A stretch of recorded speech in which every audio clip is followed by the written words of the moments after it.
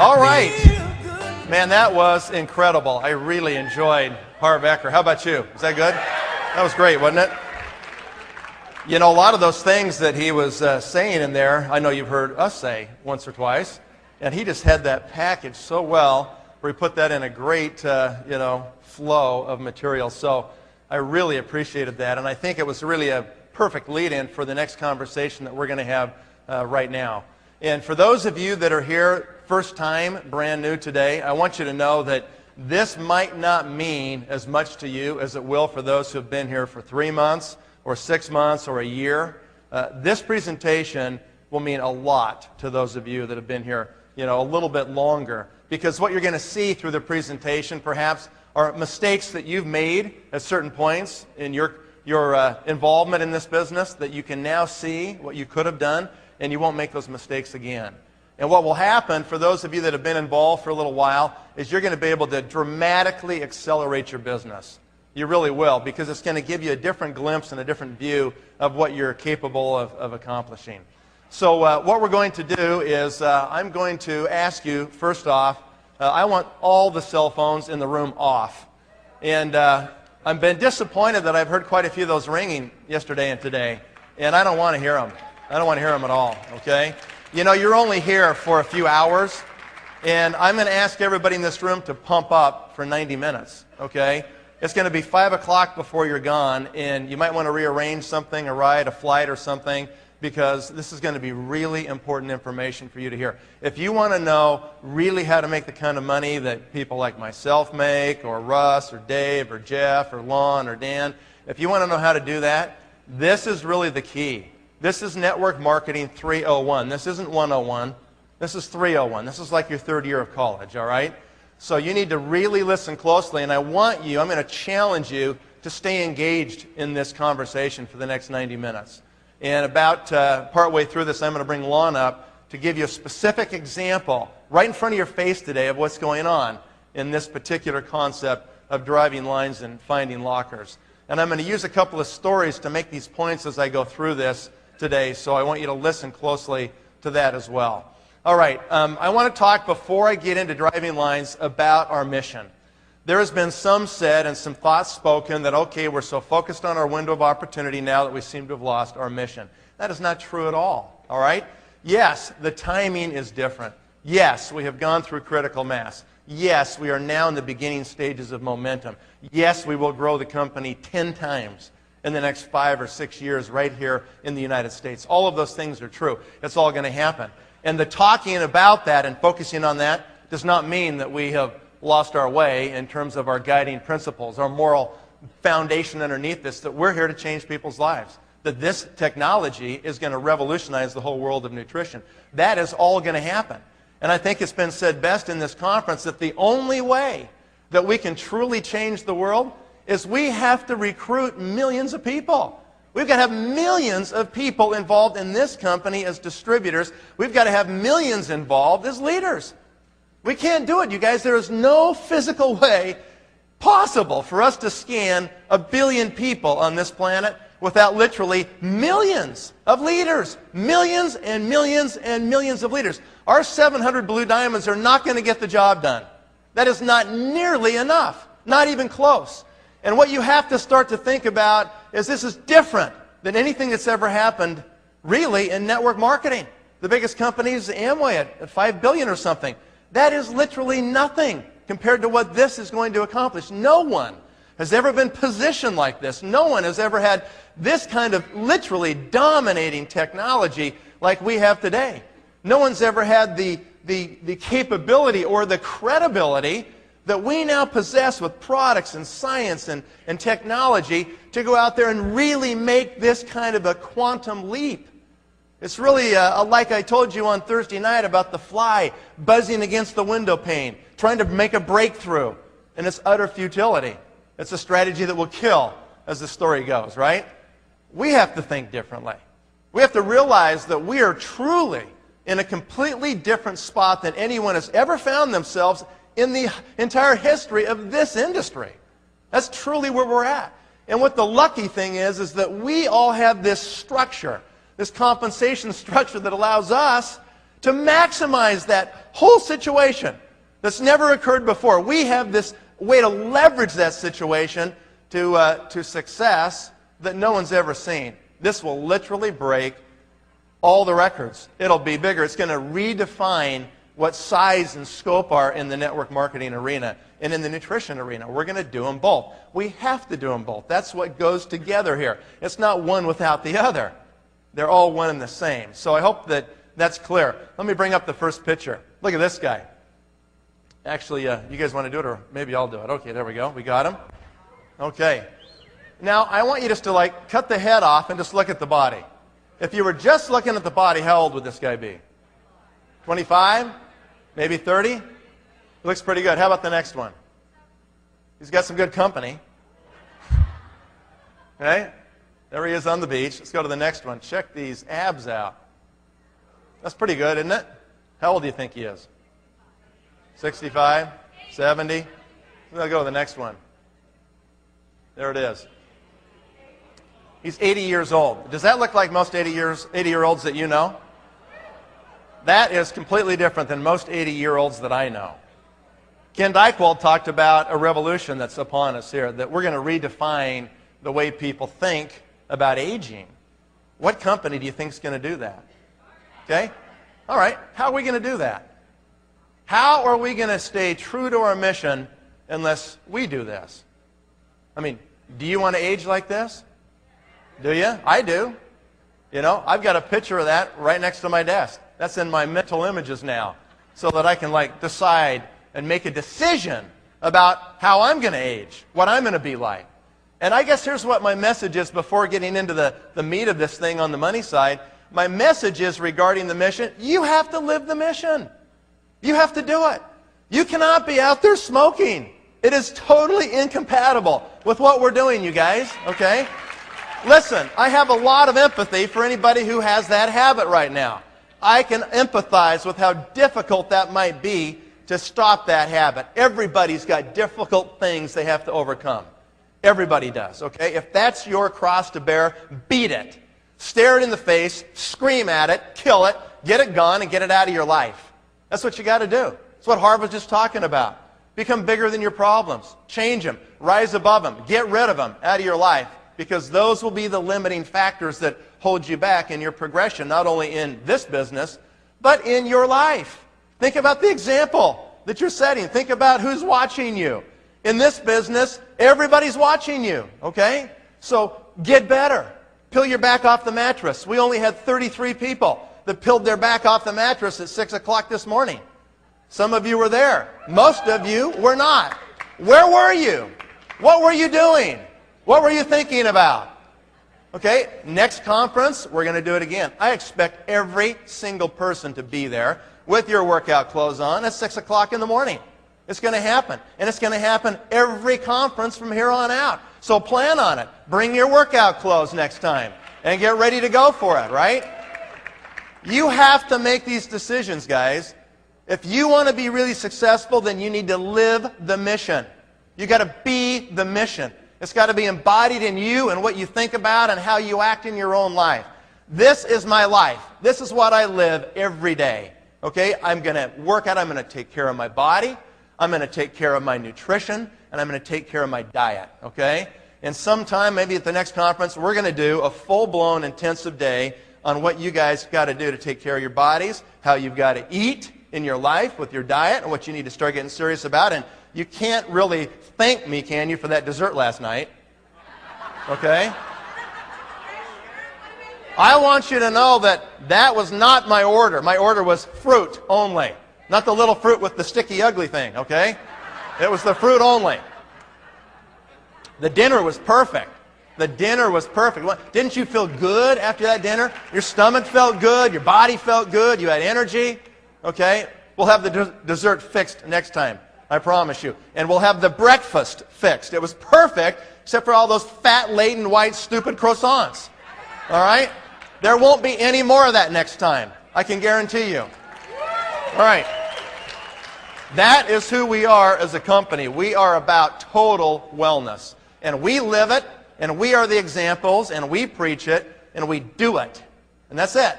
Okay, let's go to the next one. Where does the money come from? And I'm just going to hit the clicker here. I guess green means forward, right? Okay, good. I want to stop right there. You need to learn how to do what I'm going to show you right now. You need to take an 8.5 11 by sheet of paper, okay, and turn it sideways and be able to draw those two lines. Can everybody do that? Yes or yes? Okay? Draw those two lines. And you're going to see in a moment what that represents. These are the three parts of the compensation plan. How many times do you think I've drawn those lines on a piece of paper?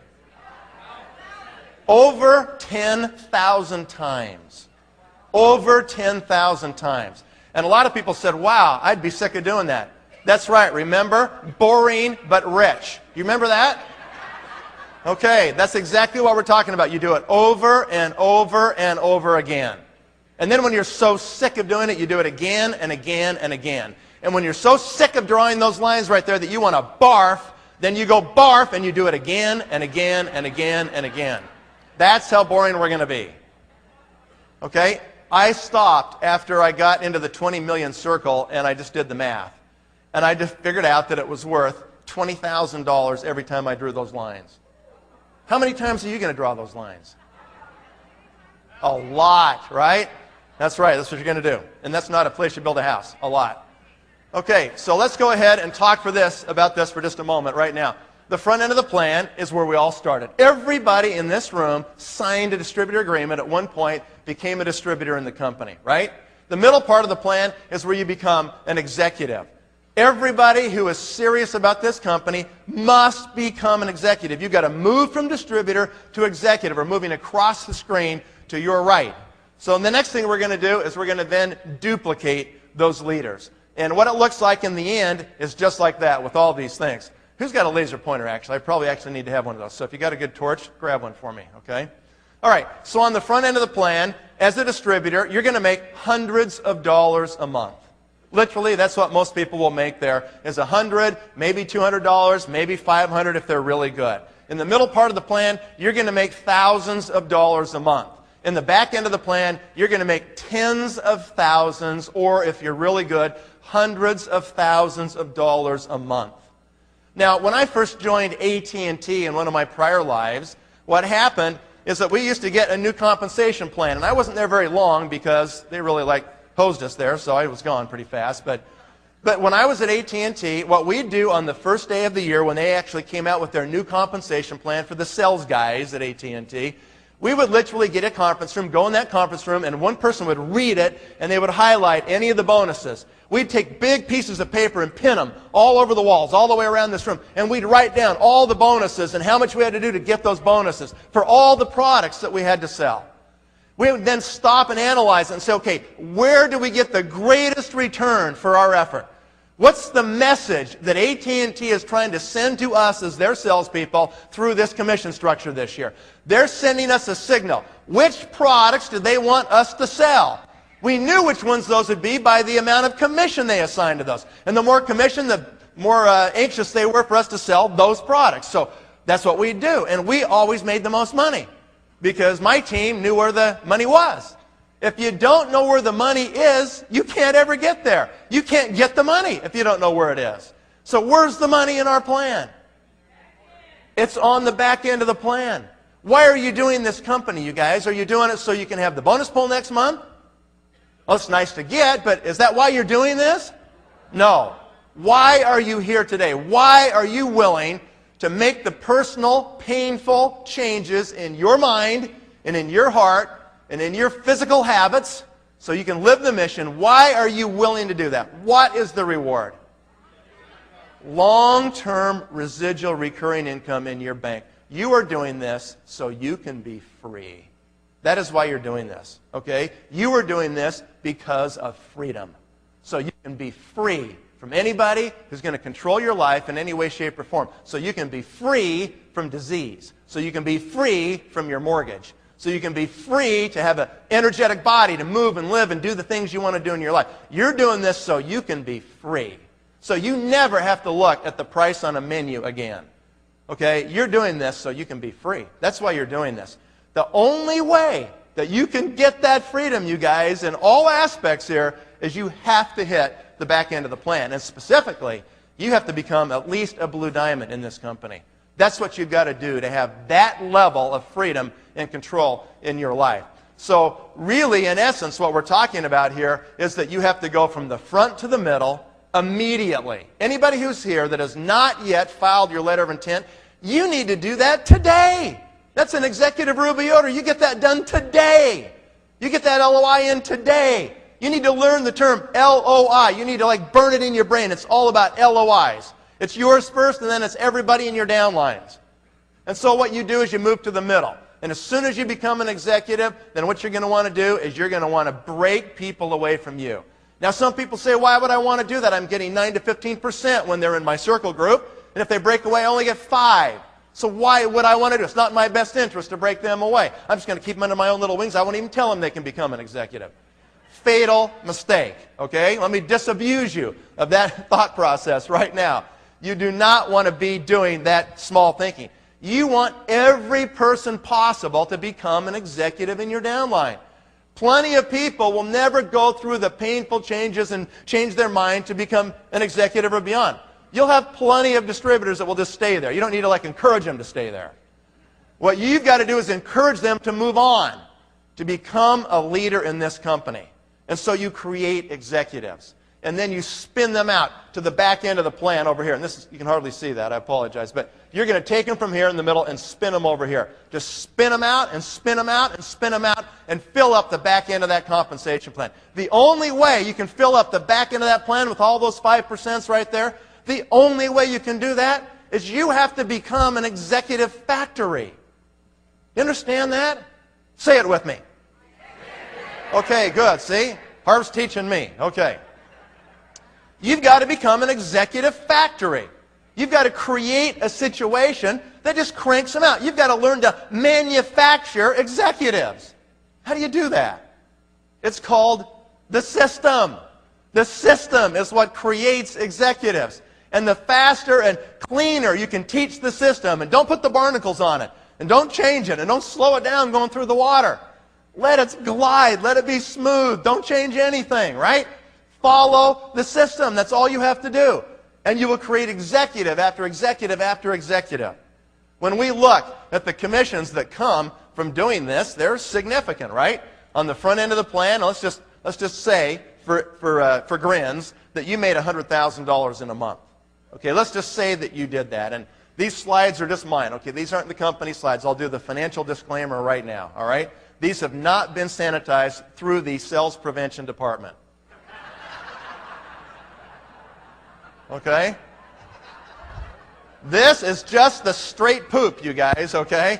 I'm telling it to you straight. I am not going to pull one single punch at all today. I'm going to hit you right between the eyes right now. You're going to know exactly what you've got to do to make it big in this company.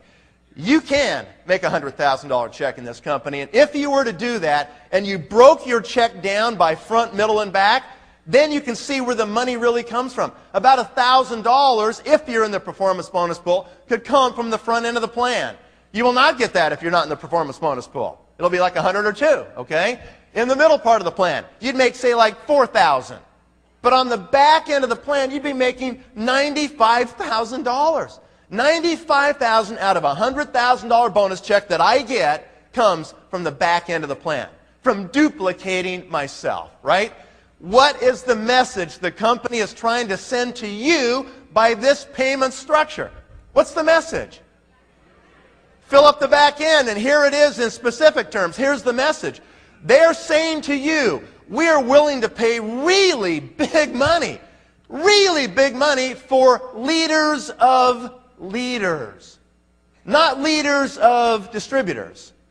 Not leaders of just a few executives, right? Leaders of leaders. You know, I've got racehorses in Kentucky. I like those thoroughbred ponies, okay? And the racehorses have a different level of success too. The most successful sires in the thoroughbred industry are the sires of sires. Do you know what that means? That means that the horse went to the track and won good money on the track. And then he went out and he got sold to be a stud. And as a stud, he produced other runners, and that's good too.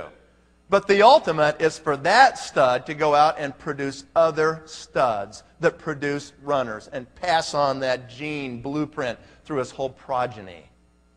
That's what you have to do here. You've got to pass that blueprint on through your whole progeny in this business. Okay, you've got to become a leader of leaders. It can't just be a leader of some executives. They've got to then replicate it again and create other leaders. Do you see that? That's the difference. That's what you've got to do. And so become an executive factory, folks. Be thinking all the time in your mind about how many LOIs do you have this month. You should know that number. You ought to call your account executive every month and say, what's my total number of LOIs in my pay line? Find out. Be tracking that. Not just frontline, but I'm talking all the way down through your 6 generations. In times in my business when we've really grown and made huge impact, I think back to 1989 and 1990 when I started in the business. When we really got traction, it was 200 and 300 and 400 LOIs a month. Am I right, Dave? 200 or 300 or 400 LOIs a month was happening, guys. When you have that many people that are inserting themselves and going for leadership, and about 50% of them complete the process, you're breaking 200, 150 executives a month? If those executives are doing 3,000 a month in volume, what have you added? 500,000 in volume a month? Can you see that? It starts to get really significant. How can that happen? Without duplication. How can that happen without a system?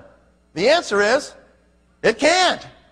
The only way, I hope you're listening to me, the only way you can actually make that happen is you've got to have a simple, duplicatable system. And you've got to follow that system. And you've got to teach that to your people.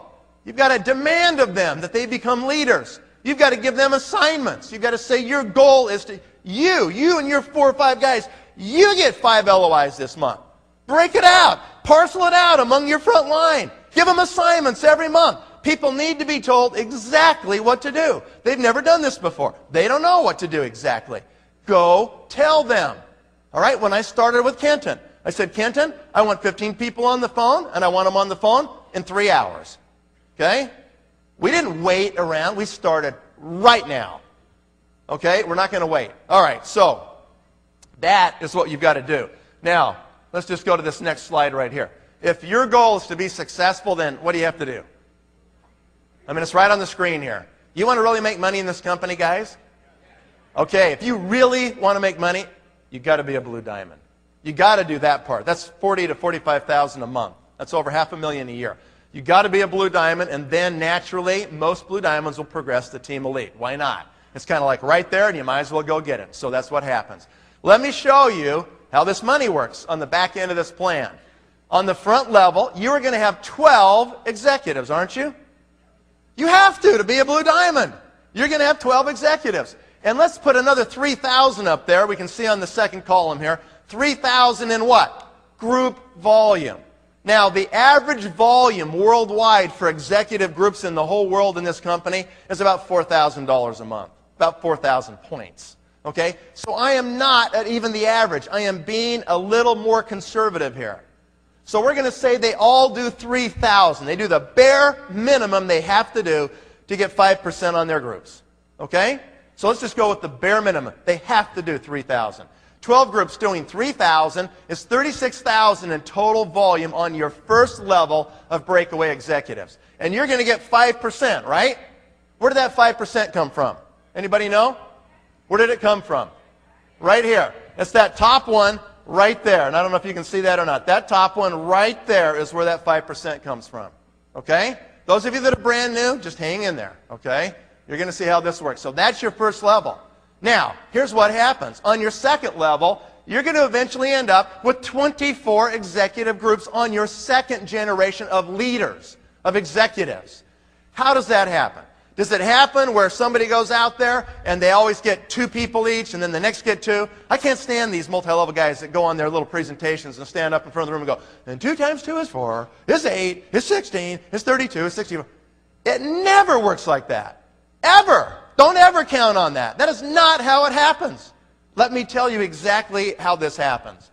One of these 12 right here at the very top, one of those 12 on your front line will want to become a blue diamond themselves.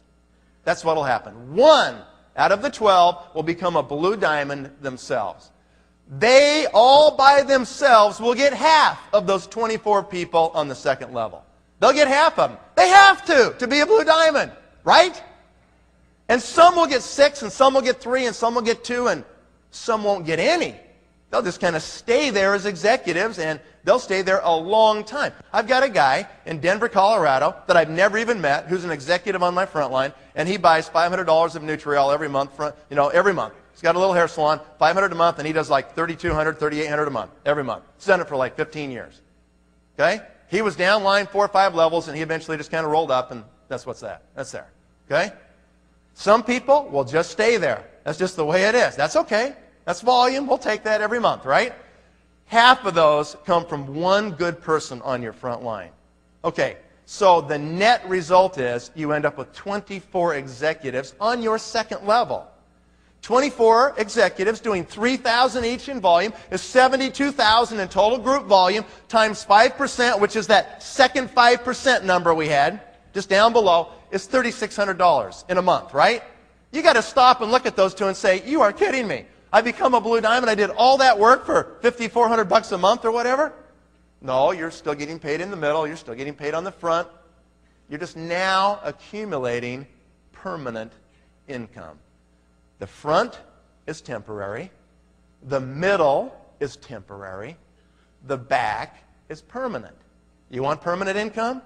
You got to get to the back. You got to fill up the back end of the compensation plan. All right? So that's the second level. And let's just kind of run this out so you can see how it works. On the third level, over time, you will have 48 groups, executives. 3,000 each is 144,000, 7,200 on that level. On the fourth level, you're going to have 96 groups. On the fifth level, you're going to have 192 groups.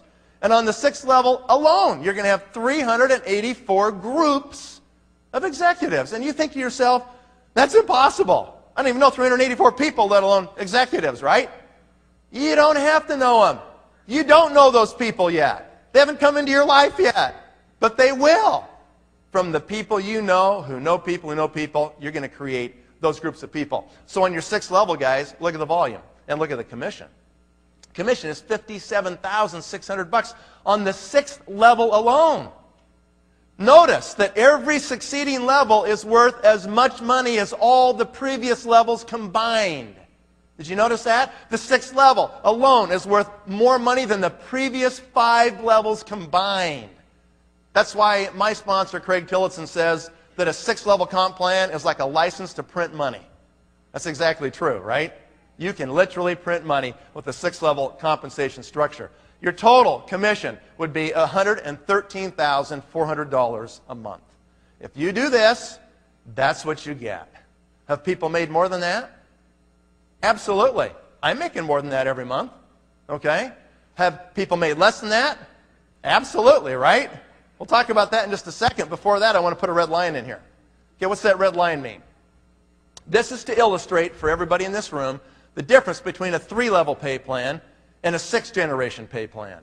There's a little company not far from here called Herbalife. And Herbalife has a 3-level breakaway compensation plan. Yes, they do have other bonuses, some infinity bonuses and things to be fair to the compensation comparison, but I want to show you the real difference here. You want to talk about not bonuses, but permanent income? You want to talk about that? Let's talk about the real stuff. Permanent income, okay? They pay 5% 3 generations deep of executives. In that compensation plan, if you built the exact same downline structure I'm showing you right here, the exact same, you would make about $13,000 a month instead of $113,000 a month. Because somebody just stops you right there and says, sorry, that's all we pay. You can't reach any of that down there. Now, some people say, well, why couldn't we get paid 7 levels or 8, you know? Well, the company's got to make a profit and stay in business, right? If people come to you and say, we pay to infinity, go, no, you don't. Yes, we do. We pay to infinity. No, you don't. You can't pay to infinity. You will go bankrupt, right? If we paid 20 levels deep at 5%, how much is that? 100% of all the money that came in the company, how do they live? They can't. No one pays to infinity. You understand that? It's impossible. They'll be bankrupt. Okay, so now that we're straight on that, some companies like Amway pays 3 levels, but they pay 3%, 2% on the second level, and 0.5% on the third level. Is that a hose job or what? If you are going to go through the trouble to put yourself into this very challenging environment called Pharmanex and network marketing, if you're going to go through the personal growth and stare it in the face, have the courage to say, I am going to change. Because that's what it's going to take for you to change to be successful in this opportunity. If you're going to go through that much effort and that much trouble, wouldn't you want to be in a place where you can really get paid? Sure you would. And this company pays it out, you guys. Now some people say, well, why can't we have that plan just a little bit different? Why can't we pay a little bit more in the middle? Or why can't we pay more to all those poor distributors on the front? There's not enough money to try to make all the distributors rich. And you know what? They don't deserve it yet. The fact is they've got to go through the growth and change. They've got to prove they can become a leader. And this plan has proven itself over time to be the most lucrative dynamic plan ever in the history of this industry. Period, you guys. You are in the perfect place to make this thing happen and make it happen for yourself. All right, now let's go ahead to the next slide. You might recognize some of these average incomes right here, right?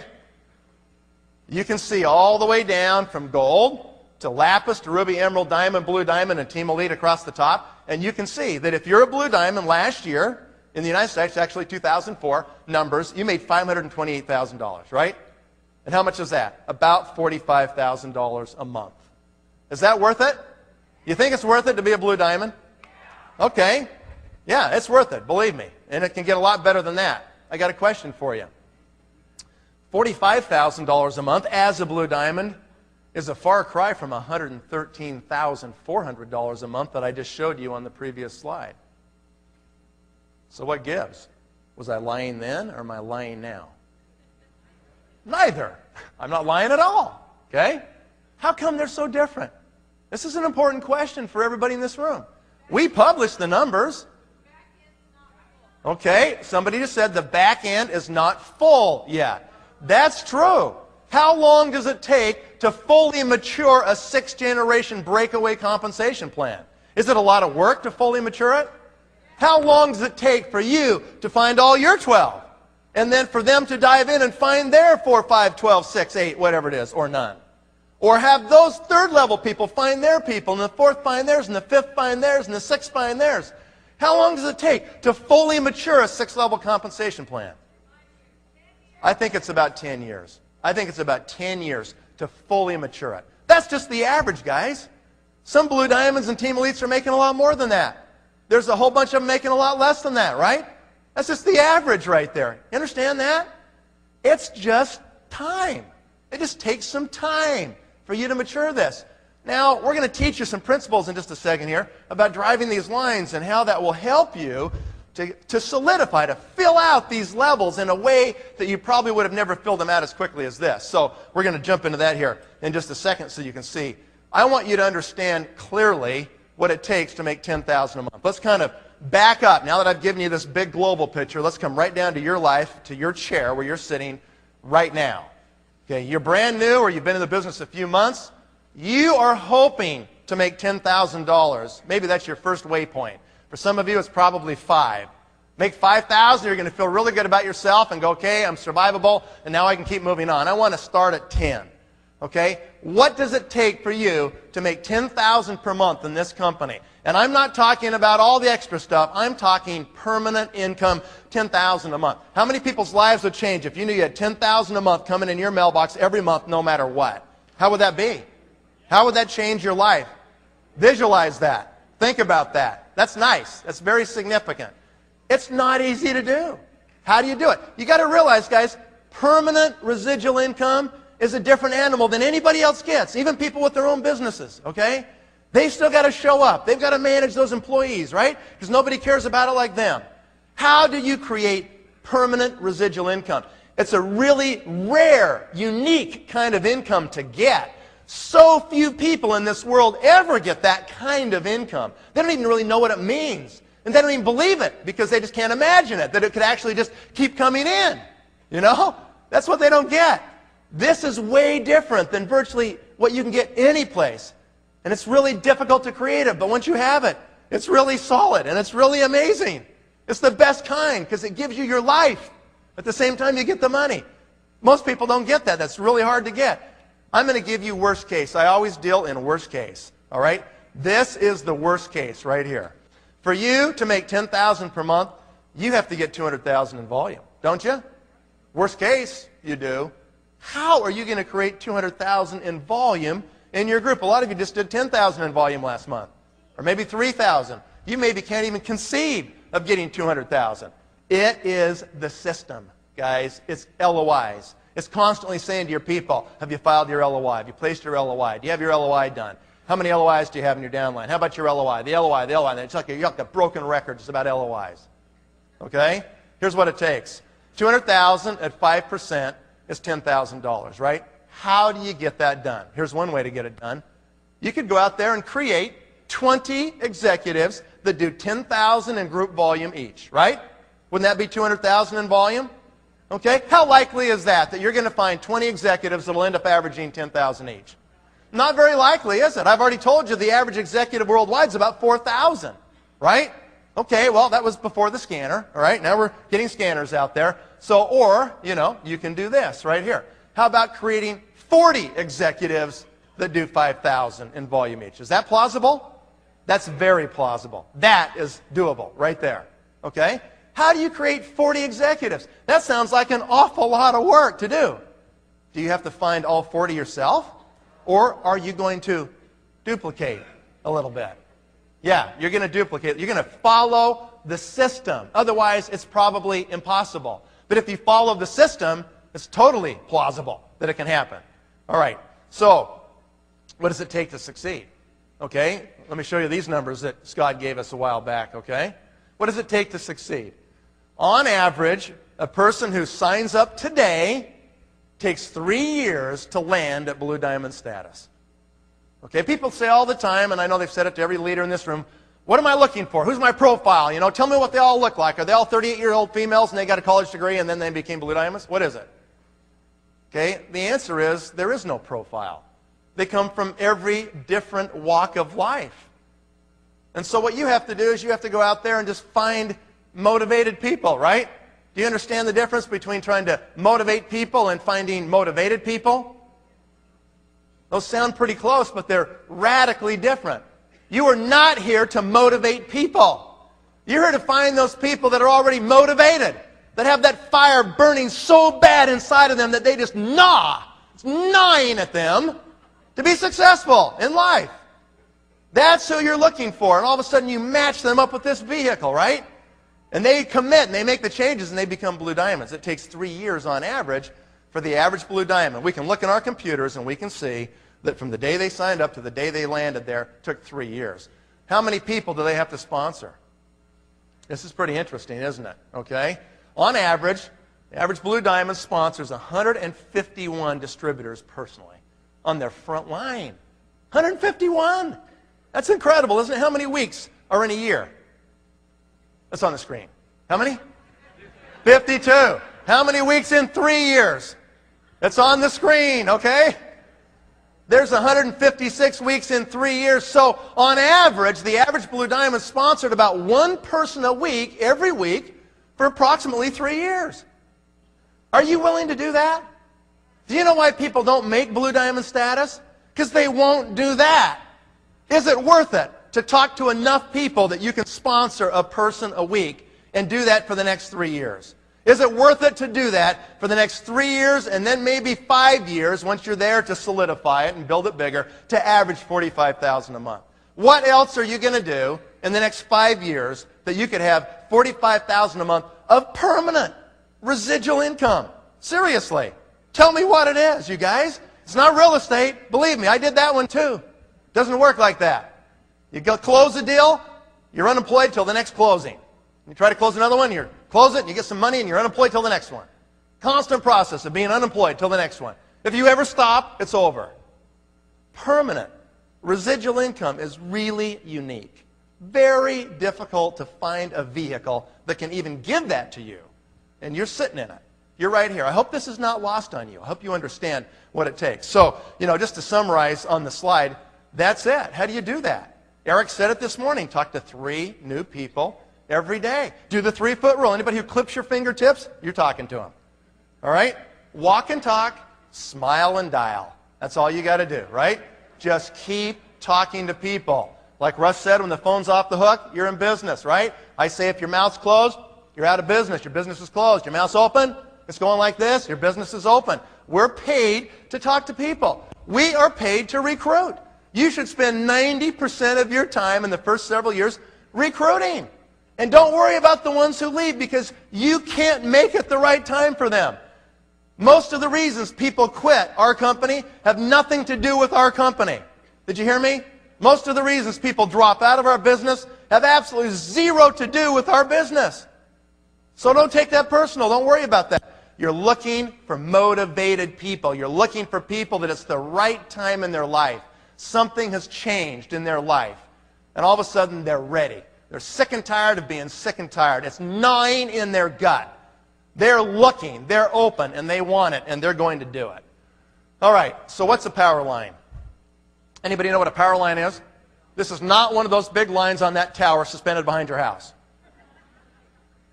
Okay? This is a different kind of power line. What is a power line? Okay? A power line is this. Here's the definition right here. It's one leg of your business that runs to over 10 levels deep of executives, ultimately with blue diamond on top of blue diamond on top of blue diamond all the way down that line. That is a power line. If you can learn how to develop power lines, you can get really rich in this company. This is a technique, and it's a technique that dovetails, it kind of interacts with 2 really key parts of our compensation plan. And these key parts are ingenious. On the surface, most people look at it and say, that seems a little tough. These are the 2 key components that really move people, that really motivate them, and you need to understand them. And most of you have never understood this part, and you've got to listen close, and you've got to write down these notes today as we go through this. Let me tell you what's happened to me with these power lines, okay? What's a power line worth? 1 power line. I had a lot of people come to me last night and said, you know, what does it take to really be successful? How many people are you talking about? 1. All you need is 1 really great person. That's all you need. You know, what if you would have sponsored Dan McCormick? Would you like to do that? What if you would have sponsored Lon Wardrop? What if you would have sponsored Peter and Carew Bannister? Okay? I mean, just for example's sake, there's a whole bunch in the room we could say that about, right? It just takes 1 really good person, you guys. You want to know the reality of it? Let me give you the straight facts here. The reality is most team elites and blue diamonds in this company have 1 power line. They've got 1 line that just took off and has made them their money, made them millions of dollars. That's the truth of it. If they have 2 power lines, they're really lucky. And you know why that is? Because most blue diamonds had no prior network marketing experience. They didn't know what to do, and they weren't that great at recruiting or presenting in the beginning. And what they did is they just slammed them against the wall. 1 a week. Wham! Will he stick? Boom! Went to the floor. Grab the next one. Wham! Will he stick? Boom! That guy went to the floor. Next one. Wham! Will he stick? Boom! He went. Next one. Wham! Oh, that guy's stuck. What do you know? That guy's scrambling up the wall. He's fighting, you know? And so it's just sheer numbers, isn't it? Sure it is. It's will they stick or not. And so they just plow through the numbers. They're really good recruiters. And maybe that's the best thing we can say to everybody here is just look at the numbers. Maybe that's what it's going to take for you. Now, honestly, for me, I didn't really do it like that. I had been in 2 companies before this one. I was kind of really prepared. I kind of knew what I needed to do. I didn't have to go through that previous 4 years of learning curve that you have to go through if this is your first experience. I spent 4 years, 2 in one company and 2 in another, learning this business. Okay? That's why I could go so fast in this one, guys. You know how lucky you are that you found the one right off the bat? My first one went bankrupt. My second one went bankrupt. That's not very fun, right? No, that really stinks. You don't want to do that. It's like a meat grinder. Bring all your friends in. Hey, all you guys, this is great. Come on in here. Ready to grind them up. Oh, man, your leg came off. Your head's over there. That's too bad. And so you found the right one right off the bat. How lucky is that? You are unbelievably lucky. You really, truly are. You have to get it. So you get serious about it and make it happen. What I did when I started recruiting is, you guys have heard my story, I sponsored 33 people the first year. 33. That's a little less than one a week, isn't it? That's one about every week and a half. I didn't do them like that. I sponsored a bunch of them in the first 3-4 months. Okay? I wanted to see who would play the game. At the end of that first year, 20 of them had in essence quit. Oh, they weren't out of the company, they'd buy product and stuff, but they weren't going to be executives.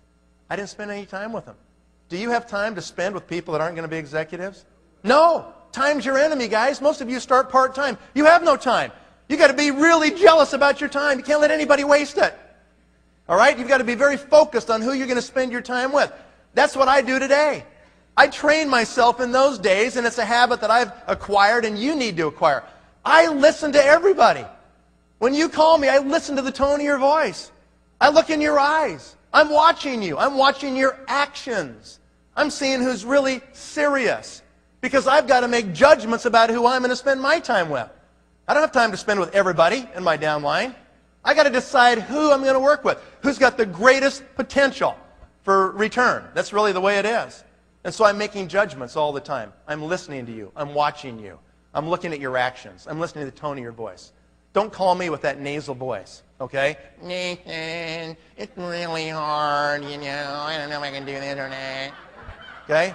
If you give me that nasal voice, I will give you dial tone pretty fast. Because I don't have time to waste with people that are going to be whiners and complainers like Harv talked about a minute ago, because they've already got all kinds of stuff screwed up, okay? I just know that that's really a long shot. And so I'm going to work with people that are positive, that are calling me. You know, I'm not calling them every second, right? Do you have those people? You call them, come on, man, it's going to be really good. Man, you won't believe that conference. That conference is incredible. Too bad you weren't there. We're so sky high. Come on. You pump them up. Guys all pumped up. Hey, I got it. I'm going to do it. Call them the next day. Guys, I don't know, man. It's a bad night, you know. All of a sudden, come on, you can do it. I got it. Next day, same thing. Deflated. Do you have time to do that? No, you don't. You do not have time. They will suck your energy out of your body. They will suck you dry. Do you get that? You've got to guard your attitude like a big dog. Attitude is everything, right? It really is. Don't you believe that? You create your own reality by what you perceive. Your perceptions of this company and what you can do is your reality. If you want to change your reality, change your perception. Right? How do you change that? Go watch the goal setting video we did, okay? That's how you change your perception of reality. People say, well, you get them in the room and you just want them to drink your Kool-Aid. You bet. We want to drink all the Kool-Aid we can, because it's not really good out there, you know? What's the options you have? You want to go drink their, lemonade? No. You don't have anything out there. There is nothing to go back to. There's no job you're going to go get that's going to be like this. Why would you ever go back to prison when you're free? You don't want to do that, right? That's the point of it. So yes, your life is made up of you drinking the Kool-Aid, you guys. It's called positive thoughts, positive words, positive action, doing something great for other people, helping them solve their problem, right? Isn't that it? It is it. That's what we do. And so don't let people belittle you by saying, oh, you're brainwashing that thing. Say, I'm really trying to get more brainwashed. I'm really trying to get into it, okay? That's what you have to do. Do you know what I did when I started? When I started, I had one of these stupid little flip charts, and right in the front it had one of those clear plastic covers. We had no brochures. I cut out these dumb little newspaper articles, and I had this picture of this lady with one side of her face good and the other bad, and all this kind of stuff. And I basically put it in this flip chart, and that was my presentation, really. In the front, I put my goal sheet. I slid it right in the front of that clear plastic, so every time I pulled out my flip chart, I could see my goals. You know what my 3 goals were? I wrote 3 things on that paper. Number 1, I wrote down, I will make $100,000 a month within 1 year in this company. That was my first goal. Wrote it right down right there. That was audacious. That was insane. Like whoever, could even think they could make that. I didn't care. Think big, guys, right? Wrote it down. Shoot for the stars. You might hit the moon, right? I wrote it down, 100,000. What was the second goal? The second goal was avoid negative people. Okay, now if that's your spouse, that's a problem. I can't really help you much on that one. Avoid negative people. Avoid them like the plague. That's really, really critical. And number 3, you know what it was? Never quit. Never quit. Those are my 3 goals. That was it. Very simple. And I would see him every day, many times. Do you think that programmed my mind? What was my 12th month check? $99,641.38. Okay? Oh no, I was mad. I was upset. I missed it by $358 and change. I was ticked. Okay? But it was still pretty good. And so, what are you going to do? Write it down. Read it every day, right? Scott Schwartz has given us a little statistic. They ran a report. They said, of all the people who've been executives or higher for 10 years or longer in this company, what percentage of those are blue diamonds? I'll say it again. What percentage of people who've been at least executives or higher in the comp plan for the last 10 years, have been at least executive or higher, what percentage are blue diamonds? 95%. What does that say to you? Don't quit. You just keep plotting. If it takes you 10 years, like it took Brent Bryson that you heard this morning, it took him 10 years. It's because that Subway thing screwed up his mind for 10 years, right? You know, he got thinking different or something. We had to teach him. And all of a sudden, 10 years, he finally got it. Boom, his group just explodes. Okay? It's worth it. If it takes that long, it's worth it. What are you going to go back to? The ball and chain? What are you going to go back to? Nothing. More of the same. No hope, no future. Just rent your life to somebody. There isn't any alternative. Okay? So you suck it up and you get the job done. No excuses, right? You can make excuses or you can make money, but you can't make both. Can you? No, you can't. So no excuses except responsibility for yourself. What's a power line worth? $20,000 to $40,000 per month. A really good one's worth $40,000. You know, kind of an average one's worth $20,000 or so. How many power lines would you want? A whole bunch? Yeah. If you get one, it'll be really great, really great. But if you can manufacture power lines, not just executives, would that be even better? Yeah, that'd be really good, wouldn't it? All right, let's talk a little bit about a story here. There's a couple of people in this room that are part of this story, so I'll hear their names in a moment. They'll listen up here.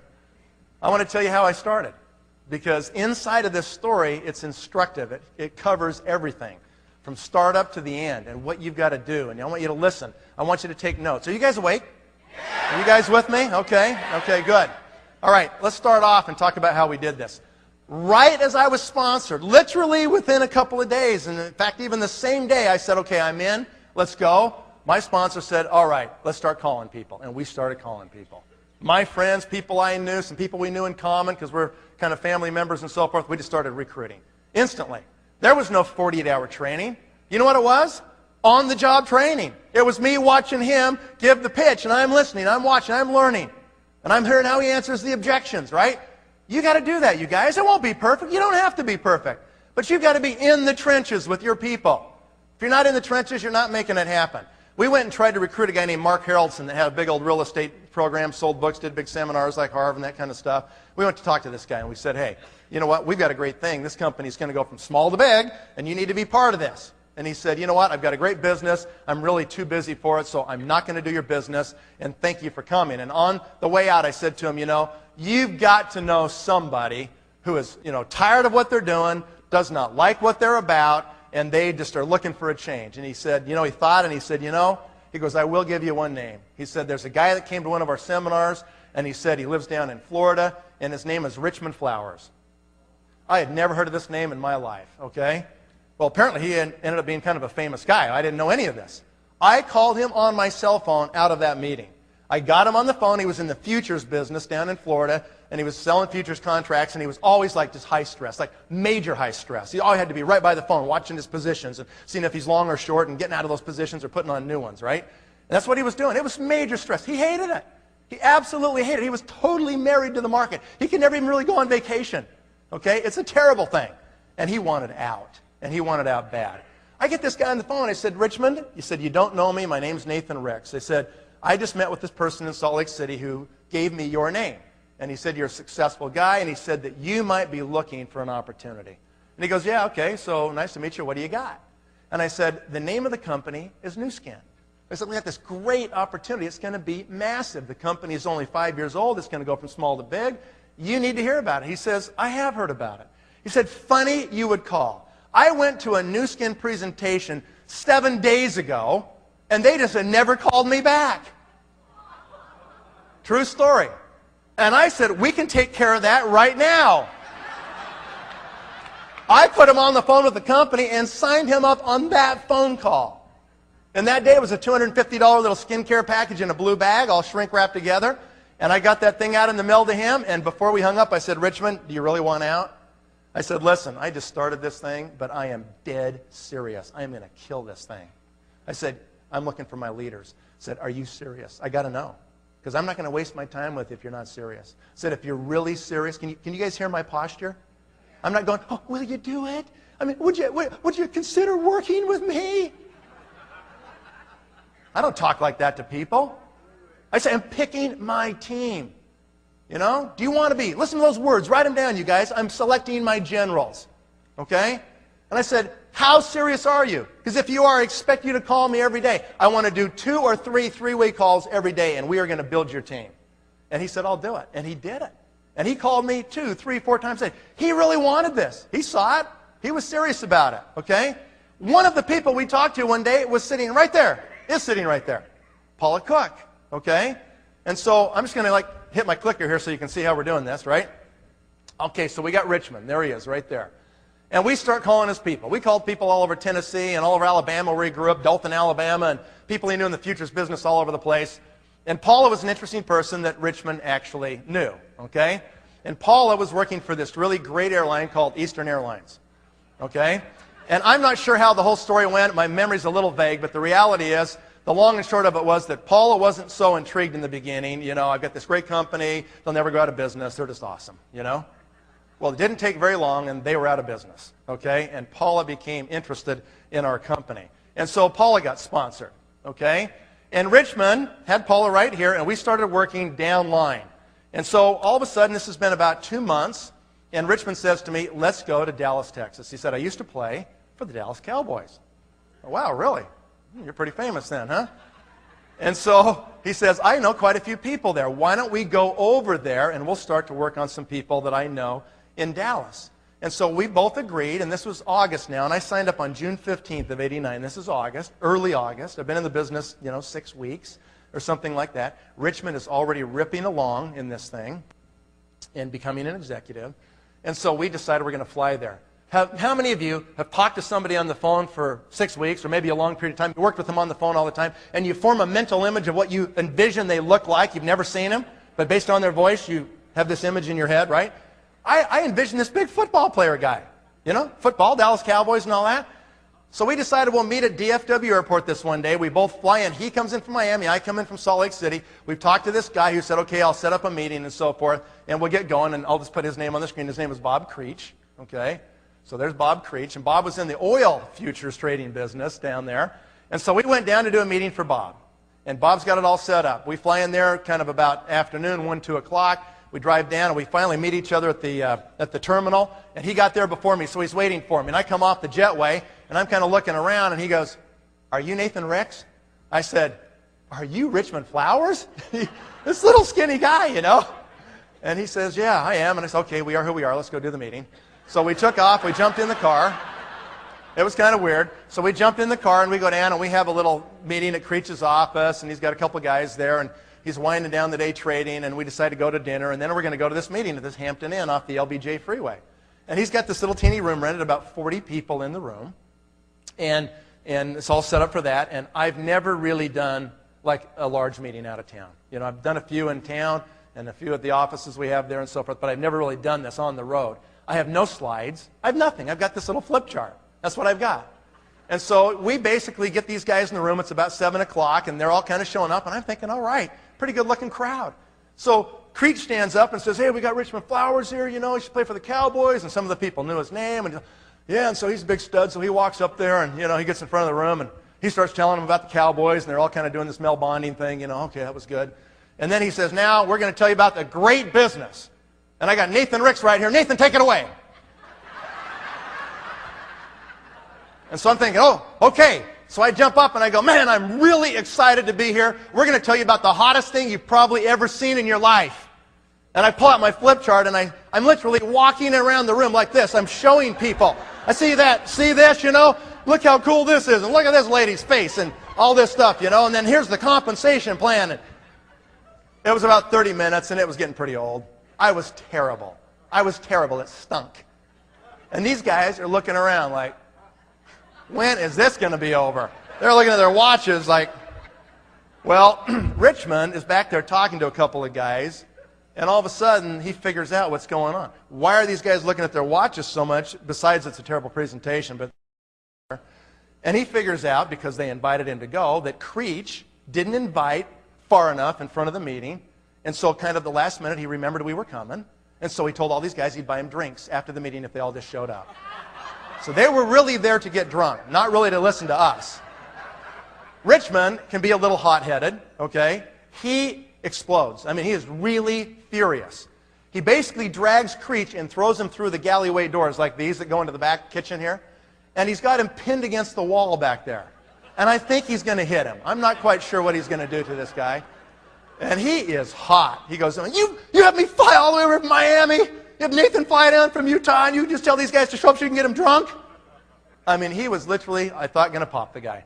And Creech is basically freaked out, and he's saying, okay, listen, I can fix all this. It's okay, Richmond. He says, I know Danny White. I know Danny White from the Dallas Cowboys, and we can get a meeting with him tomorrow. Richmond's a cowboy. He kind of like, okay, all right, and he kind of lets him go. I'm thinking, oh, good, altercation over. This is good. And he says, okay, but you better set it up. Creech goes, I will. I'll set it up. Don't worry. So meeting's over. We go back to the room. We're talking. We actually recruited a guy in the elevator on the way up who became an executive. Okay? 3-foot rule, man. They clip our hands. We're talking to anybody. And so we have this conversation that night. We go to bed. Sure enough, about 8:30 or so, my phone rings. Richmond goes, okay, we got it. It's all set up. Creech will be here in a half hour. Be ready to go. We're going to go see Danny White. I'm like, I've seen him on TV, you know? This guy's all pro. This is a big deal. I'm really pumped. I played a little football in my day, so I'm really excited about this. I can't quite believe it's happening. And so we get in the car and we drive about an hour. His office is in McKinney, Texas, about an hour outside of Dallas, right? So we're driving way up there. We get to his office, it's 10 o'clock meeting, and we walk in and, you know, there's like trophies everywhere. There's Dallas Cowboys stuff everywhere. I am like really juiced. I'm thinking, this is great. They finally let us in his office. The whole wall is a mural of him, you know, throwing the ball. I mean, it's like huge. More trophies, everything. And he goes, how you doing? I'm Danny White, you know. I'm just like, I'm starstruck. I can't even believe it. And he and Richmond kind of do the cowboy thing, and they're kind of like, yeah, I played here. I did that. They're doing that Mel Bonding thing, you know. I'm just kind of sitting back there like this, watching this. Oh, man, this is really cool. And so finally they sit us down around this table, and there's 4 places right there. Creech, Richmond, myself, and Danny White from the Dallas Cowboys. And Richmond finally says, you know, we've got this incredible, incredible thing. Nathan, take it away. Like that. And I go, okay. I grab my flip chart, you know. I pull the thing out. I don't know what to do, right? And I go, this is so good, Danny. I'm going to really appreciate your time. Believe me, you are going to love this, okay? And I start going through it, you know, and I finally get to the product, and I go, we actually have some, you know. And I reach down on my briefcase, and I pull out a jar of Nu Skin product, and I slap that jar on the table. Literally, his eyes went just like this. Like that. He says, is this Nu Skin?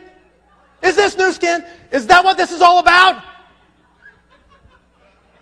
And I'm very enthusiastic. I said, yeah, it is. He goes, I don't believe this. He said, I've been using this product for 2 years. Kind of like he didn't want anybody to know, you know? I've been using this for 2 years. This neighbor lady down the street sells it to my wife. I've been taking it, putting it on, you know? I can't believe it. I'm like, you got to be kidding me. No way. You know, that's incredible luck, right? And I said, well, he goes, I never knew there was a business with this. And I said, yeah, there is, you know. He goes, well, yeah, I probably would be interested. I said, we can take care of that right now. We signed him up right there in the room, okay? I was so excited. I walk out of his office. I feel like I'm walking 3 feet off the ground. I didn't even need an airplane to go home. I'm just like, I can't even believe it. I said, I called my wife as soon as we got in the rental car. We're driving back to the airport. I said, honey, you won't believe it. You won't believe it. She goes, what? Calm down. What? I said, we just signed up Danny White. Who's that? Honey, he's the all-pro quarterback for the Dallas Cowboys. I said, we're going to own Texas. This will be incredible. Right before we left, I said, now, Danny, listen. Here's what we got to do. I'm going to call you tomorrow.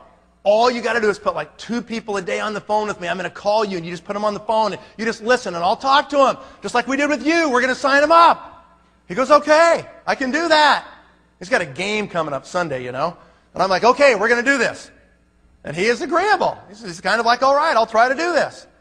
I called him the next day. Sure enough, I got right through. He puts me on to this guy named Buck somebody. I forget his last name now. And we talked to this guy. He's an insurance agent. And he goes, I'm in. Danny, if you're doing it, I'm in. Then he goes, you got to be part of my new team. N-U, new team. Ha ha. Right? He goes, all right, good. And so we did it. Signed him up. The next day comes. I called Danny, can't get through. Next day, can't get through. Next day, Saturday. Next day again, Monday, can't get through. Tuesday, I finally get him on the phone. I said, Danny. I said, man, it's been like almost a week, I said, I got to talk to you every day. We got to be talking to your people now. This thing's happening, man. You can own Texas. Let's go. And he says, well, I had a game and everything, I'm a little bit busy, And I can kind of sense that he's just put off a little bit because I'm being a little aggressive. And I finally said, you know what? I said, let me do this. Let me come down a week from Thursday. I'll come down there. You just get like 10 or 15 people in your office. Instead of me bugging you every day, we'll just do it like that. I'll come down periodically. We'll just get you started. We'll get some people going, right? And he goes, okay, we'll do that. So a few days goes by. I call him, and I called him back on the Tuesday before. And I said, I'm coming down, right? You got your people. He goes, yeah, talk to a few people. Don't worry. I'll have people here, and, I'm looking forward to seeing you again. And, all right, great. We'll see you then. He's been a little hard to get a hold of. He's a little flaky, right?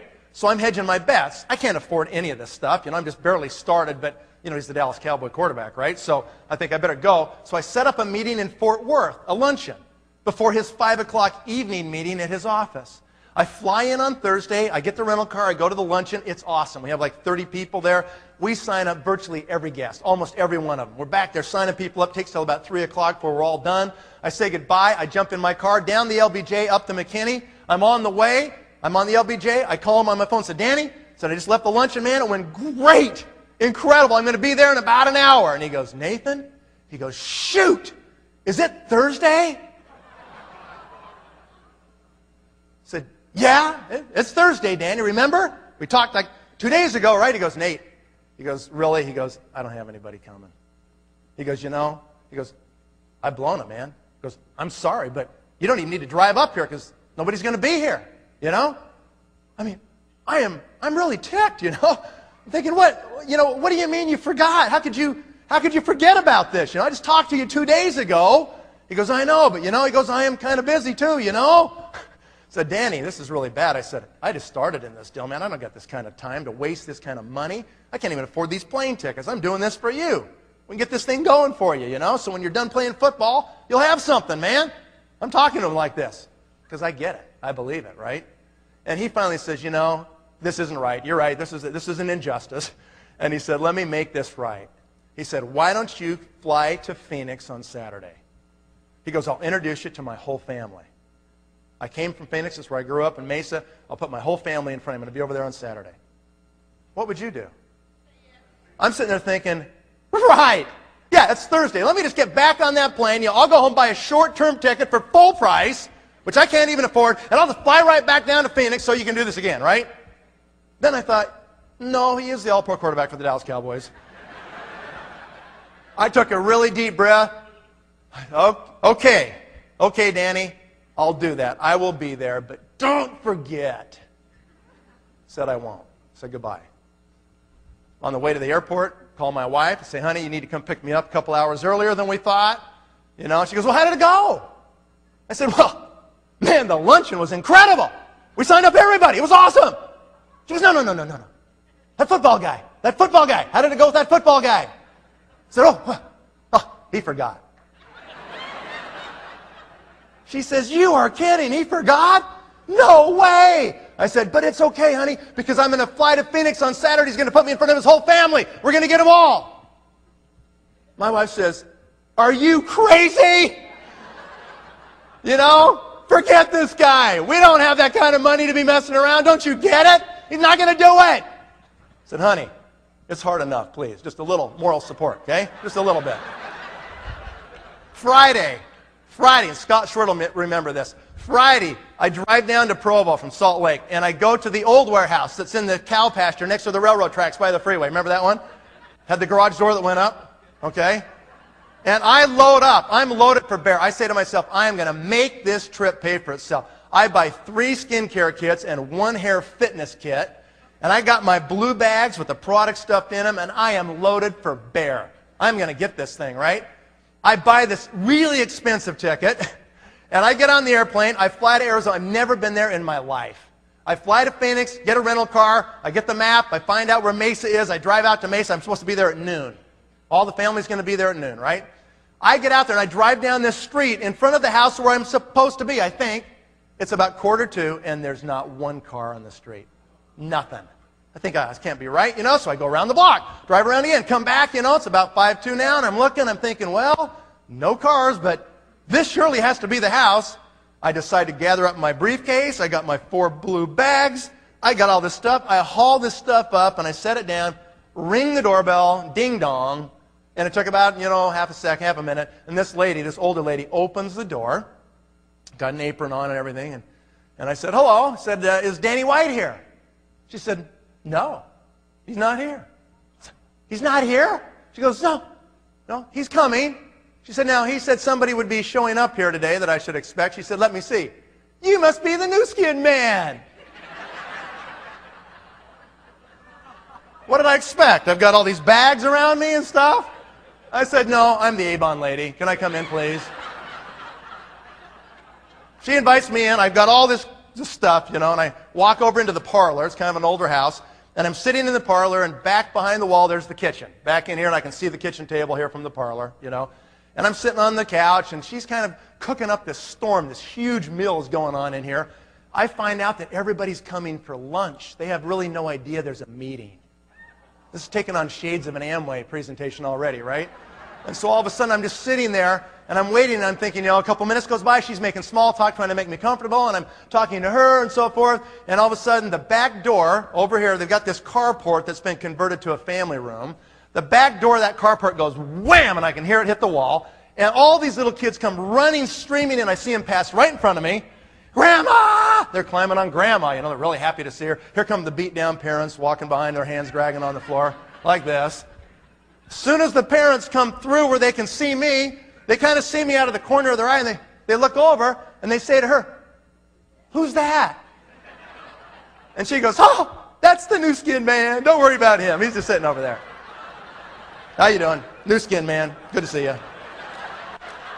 I mean, just insult to injury. Happened like 3 times. I mean, everybody's showing up now, you know, about 5-10 minutes late and everything. And I'm thinking, where is he? I'm ready to kill this guy. Finally, he shows up, and they're like, oh, Danny, oh, the big stud's here. And he's, hey, how y'all doing? You know, shaking hands and everything. Oh, it's a great pass last week. Yeah, I know, it was good, yeah. You know, so he's doing this whole thing. And finally, he sees me over there and goes, oh, Nathan, oh, good, man. Glad you made it. Almost like he forgot I was coming again, you know. Good, yeah. And he says, hey, y'all. He says, this over here is Nathan Ricks. He's with this new skin company. And we're going to eat real quick, and then he's going to kind of tell us about it. He said, I'm not really involved in it. I'm just kind of looking at it. I was like, you wimp. What are you talking about? You signed up. I didn't say that, but I was thinking that. They eat pretty quick, you know, kind of get the thing done. And then, all of a sudden, it's kind of time, and I'm pretty nervous, you know. I mean, this is it. It's going to do or die right now. And they've got this, you know, homemade family room over here, and Danny starts grabbing his dad, and he grabs his sister and his little brother and everything. And I notice there's this guy the whole time who's been sitting off in the corner over here. It's like he's antisocial. Everybody else is there doing their thing, and he's just kind of sitting over there by himself eating and not even really interacting with anybody. Got a whole bunch of kids in there, and his wife's in there, but he's just a loner. And I look over there, and I'm thinking, man, what is wrong with that guy? You know, I'm kind of watching him a few minutes. And finally, Danny goes over and grabs him. You know, I found out later this guy was a contractor out there in the Arizona sun for 20 years. I mean, you know, his face is just beat to death. I mean, talk about hammered skin and everything, you know. And he's sitting over there angry, you know. And so Danny just kind of grabs him. He's got this great big huge arm. He goes, "Come here, Scott, just come in here." And he just grabs him, just kind of sweeps him into the room with this big old arm. And he goes, "What do I want to go in there for?" You know, I felt like saying, "Because you look like a lizard, buddy. You need this stuff real bad." I didn't say it. I didn't say it. They sweep him into the room. He comes over there, and they've got this sectional couch, all right? So just picture this. Here's a sectional couch like this, and there's a single chair over here. Guess who sat in that? The angry guy, right? So I've got Danny's father, Wilford, right here. I've got Danny's brother right here. I've got Danny and Danny's sister and the angry guy. Okay? I'm over here next to the TV, and I'm in a chair, and I pull out my flip chart, and I say, "You know what? You guys are going to love this. This is the hottest thing you've ever seen." Boom, boom, boom. I'm going through my things, you know. It's like 15 minutes. It is hotter than stink in this room. This is like this little carport where they closed in the old garage doors. It's kind of a homemade family room, and it's got homemade air conditioning. And it's the last week of August of 1989. It's Phoenix, Arizona. It is hot. I'm sweating, okay? You know, I look up. I kind of come up for air to survey my crowd and see how I'm doing. You know, see how excited they are, right? And I look over at Danny's father. He's sitting on the couch just like this. He is out cold. He is totally gone. I probably looked up because he was snoring, making these sounds like that. I'm going around. I look at Danny's sister, and I come over to Danny. Danny's over there going. He's bobbing for apples, you know. Doing that. It's so painful. I just want to have him lay down. I'm not here. Just lay down. I know. You can just go to sleep right here. And then I look over at the angry guy. Literally shocked me. I look over. As soon as my eyes made eye contact, it was like that. This guy has laser eyes. I mean, who knows what was said? Who knows what happened? But I looked at him, and he had these laser beams just burning holes in me. He's like this. Looking at you, you know? Just, I mean, I'm serious. I looked up, and I was like that. I thought, oh, no. Not only is he angry, he's a psycho. The guy's a psycho. I think this isn't going so good, you know? I probably ought to wrap this up right now.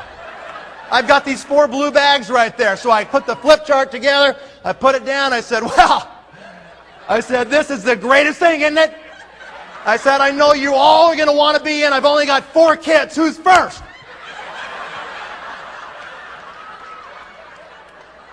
Dead serious.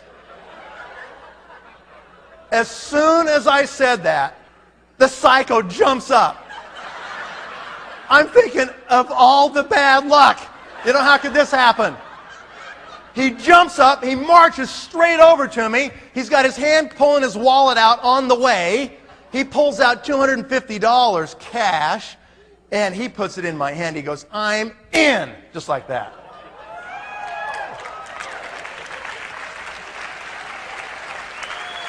And I'm thinking to myself, you know what? Okay, this is looking a little better. Even if he is a psycho, this is okay, right? As soon, literally within seconds of that cash landing on my hand, the father-in-law comes out of a deep sleep. He goes, "You what?" And he literally stands up, his arm goes, wham! And it grabs the money. True story. Here's my hand, there's the cash, here's the psycho's hand, and now there's this great big fat paw sitting on top. And the fat paw is literally shaking. It's going like this. And I'm like, wow. You know, I've heard about domestic violence, but I've never seen it before. And it's just going like this, you know. I mean, he is all steamed up. And he says to this guy, he goes, "What do you mean you're in?" He says, "You marry my daughter. You get her pregnant 5 times. You've been unemployed for 9 months.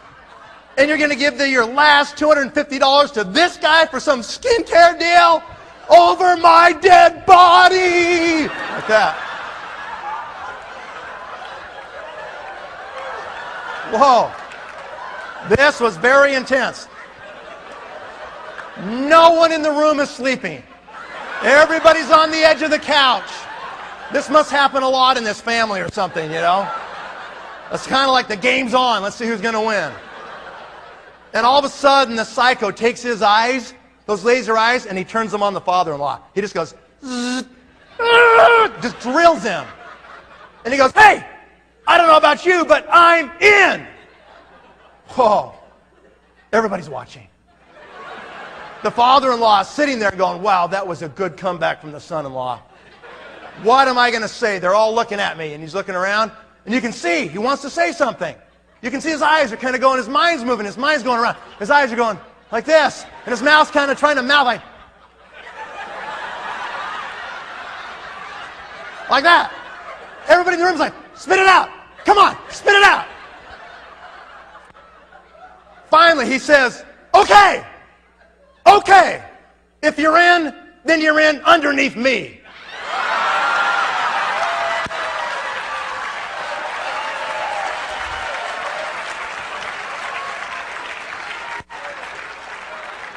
And so it ended up just like this. And I later found out that that person really wasn't a psycho after all. He was one of the greatest guys who's now retired, and you probably have never heard his name, but it's Scott Malone. Okay? This guy called me every day. Now, normally, I'm making judgments about who I work with, right? I've got to decide who I'm going to spend my time with because my time's limited. I look for contacts, resources, and credibility with those contacts. If they've got those three things and they get it, I'm game. I'm going to work with them. This guy had all of them except for the middle one. He didn't have any resources, but he was willing to do whatever it took. He called me every day. I remember one Saturday, we did three-way calls all day, like 14 hours. The next day, I put the phone to my ear. It was like, ouch! My ear was so sore. We only took breaks to go to the bathroom. That was it. 14 hours. He was willing to do whatever. He had nothing. He was living in a rented home. He ended up, the first month, we got his letter of intent in. He did his volume, pretty good volume too, like almost 10,000 within a few days. He really went after it. He was awesome, okay? And so his check shows up, and it's about $365. And his wife literally cried. And she said, Scott, don't do this to our family. Please get a job. Okay? He wouldn't hear of it. I don't know what happened. It's like the guy had a spiritual experience. He just knew this was his deal. He had to do it. He sells his family piano the next week. Couldn't even pay his phone bills. Okay? And so he keeps going. He's got 2 cars. He sells one of them. They're just junk trap cars, you know. He'd park the car 3 blocks away from his appointment so nobody'd see his car, and he'd walk to the appointment. Okay? Second month. Check comes along in the second month. His check is for about $800. Okay? His wife cries. She says, Scott, don't do this to our family. Get a job, please. How long can we go like this? Okay? He sells his children's beds. They're sleeping on the floor. He sells virtually everything he owns in this world to make it, to get there. Okay? He broke as an executive in 2 months. We had good stuff going, really good stuff going. In the 3rd month, his check came to his house for $6,600.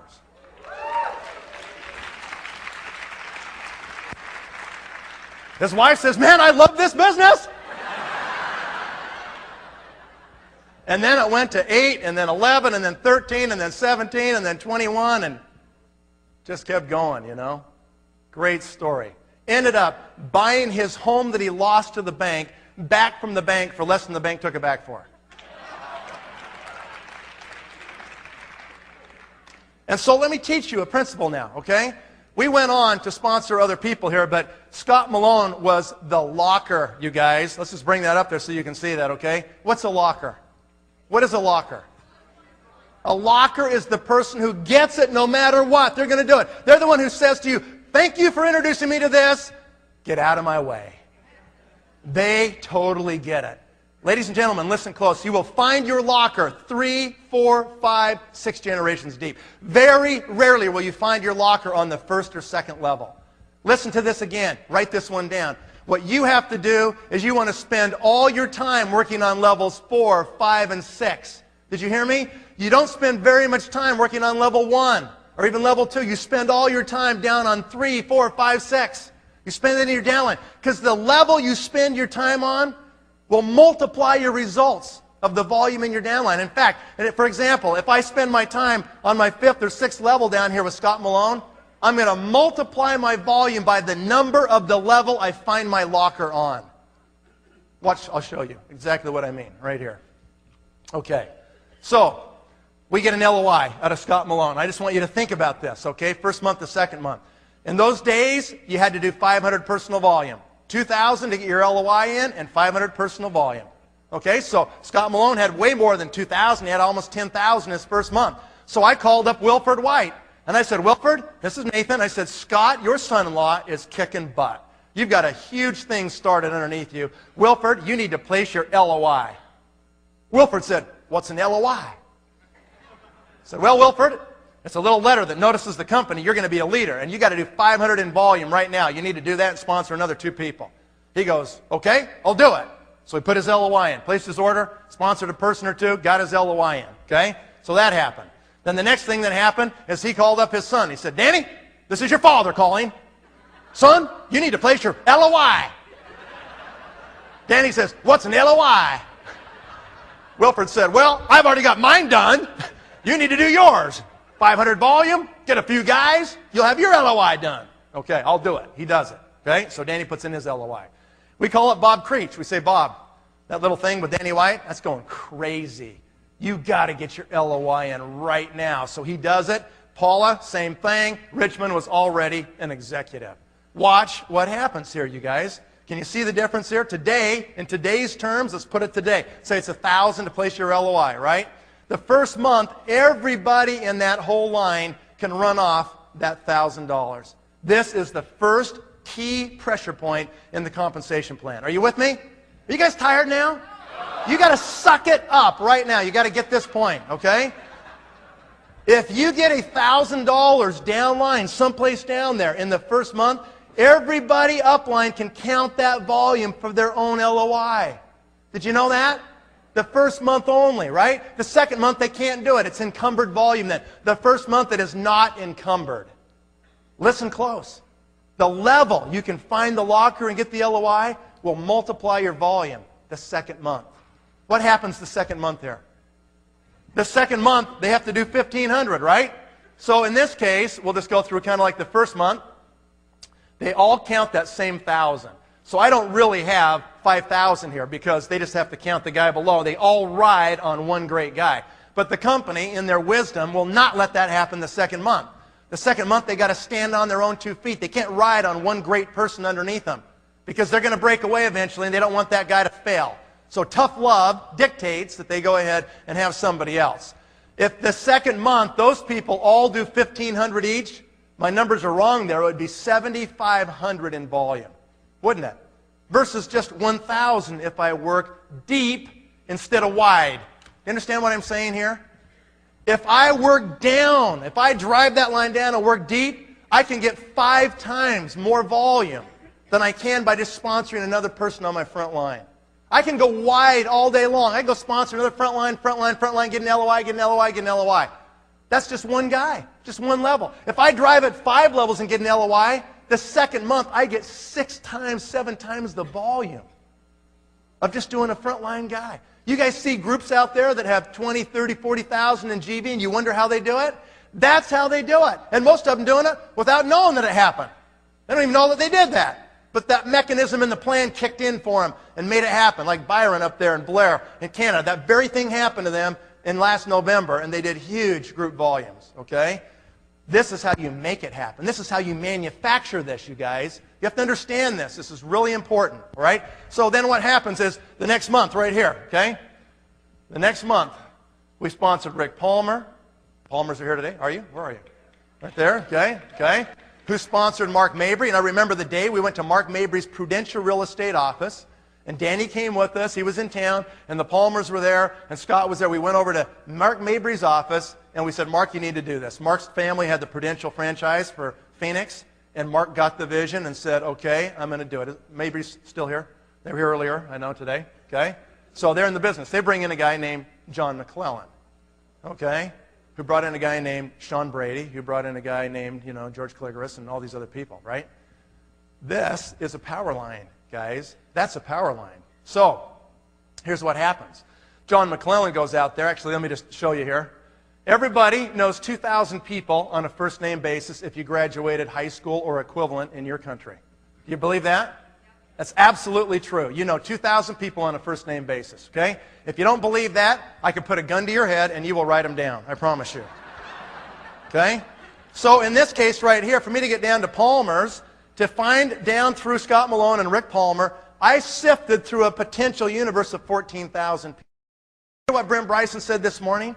He said it's about sifting. It's not about selling, is it? It's about sifting and sorting. So what do I do, you guys? How do I do that? I go ahead and get Richmond Flowers, and I say, I want to see your top 20 contacts, Richmond. So give me your top 20, just like that, right there on the screen. And I want to hear them. I want to get them on the phone. I want to be on a launch call. I want to be on a three-way call. I'm listening. I'm seeing who gets it, who's the best shot for me to spend my time with. All of a sudden, Paula shows up right there. Boom. Paula, I want to see your 20 best people. I immediately go down and work with Paula. I don't worry about Richmond so much anymore. I'm driving the line. I'm sifting and sorting. I'm going through that group. Boom, boom, boom, boom, boom, boom, boom. Who is it that I'm going to work with? There they are. Bam, there's the next one. And then I go down to Creech. I say to Creech, show me your best 20 people. I went down. I got in a room. I looked them all in the eyes. Nobody in the room was the people, but the guy the next day was, right? Sifting and sorting and looking, sifting through those contacts. And all of a sudden, wham, there's Danny, and then Wilford, and then the locker Scott Malone, okay? So by the time I went 6 levels on this group right here, I had talked to 1% of the potential universe of contacts. It's all math, guys. It's just the law of probabilities. Why do the very best people show up? Why do the lockers show up on 3, 4, 5, and 6? Why? Because you've now sifted through a large enough potential universe of contacts that you're going to hit the best people down there. You're going to find it in your downlines as you're sponsoring. You'll get a great person, and all of a sudden they'll find another one that's even better. And you go, wow, that one's even better. Oh, that one's even better yet. That's why it happens. Have you experienced this before? New people, you're kind of maybe going, I don't know if I understand this quite. Those that have been in this thing for 4 or 5, 6 months, and you've done a little bit of sponsoring, you know what I'm talking about right here, okay? So it's math, guys. You have no time to look at 2,000 people, do you? Time's your enemy. A lot of you are doing this part-time, so what do you got to do? You got to get them to offer up. You've got to get them to self-select the 20 best people. What did Paige say this morning when she put up the system? What was the first thing on the system? Make a list of 100, and it said top 20 in brackets right there. You want to get them to offer up the most successful people they know and put them in there, right there, okay? So here's what happened. John McClellan, over time and pretty rapidly, became a team elite. He went out there and created 15 executives. This is the second principle you must understand about this compensation plan. If you understand this next principle, you can use it to create literally massive power legs. This is how you do it right here. McClellan becomes a team elite. Let's say Mark Mabry, all he has is John McClellan. What does that make Mark Mabry? A what? A gold executive. That's all he is. He's got one first-level breakaway called John McClellan. Is that right? But John has 15 frontline breakaways underneath him. To make the math easy for me, because I was never good at it, let's say all 15 of those groups do 10,000 each, just for simplicity's sake, okay? What's Mark Mabry thinking every month? What is wrong with Mark Mabry? He can't sleep. He is freaked out. Why? Because he's a gold executive, and a gold can only reach one level. Let's say McClellan's personal group's doing 10,000. How much does Mark Mabry make? $500. He gets 5% of 10,000, which is $500. What happens if Mark Mabry goes out and just gets one more executive? Just one more executive. Now what's his title? Lapis. How deep does he get paid now? 2 levels, 2 generations of breakaway executive groups. Voila! Mark Mabry can now tap in to John McClellan's first level, Mark's second level. If they're all doing 10,000 each, that's 150,000 in volume, 5% of 150 would be 7,500 more. In that case, Mark Mabry would increase his pay 16 times by getting one more guy. But that's not just the 12 or 15 on John's front line, is it?